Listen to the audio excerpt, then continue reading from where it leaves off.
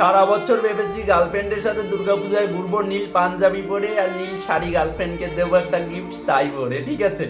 তো গাইস মানে গার্লফ্রেন্ডের সাথে সারা বছর প্ল্যান করেছি, মানে আলাদাই ভাই, ভিতরের ফিলটা ছিল অন্যরকম। মানে কি বলবো, মানে জীবনে একটা গার্লফ্রেন্ড পাইনি, একটা গার্লফ্রেন্ড পেয়েছিলাম, বুঝলে তো। তো কি হবে বলো তো, একটা সব থেকে বড় কথা হলো কি যে জানো, কপালে না থাকলে কিছুই হয় না। ঠিক বলেছো।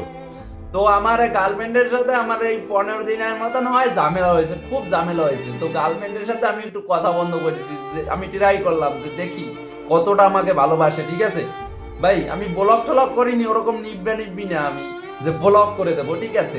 আচ্ছা, তো বুঝলাম, আমি এরপরে ভাবলাম কি যে গার্লফ্রেন্ডের সাথে ঝামেলা হয়েছে, ঠিক আছে একটা নীল শাড়ি কিনবো, এখন অনলাইনে অর্ডার দিয়ে দিই, পুজোর আগেই চলে আসবে, তো একটা গিফট দেবো আর একসাথে ঘুরবো, ঠিক আছে ভাই। ওই দিন রাতেই দেখতে পাই কি জানো তো, বলে কি my first love first gift. শোনা গো আমার খুব কষ্ট যে বলো। এইটা কোনো কথা?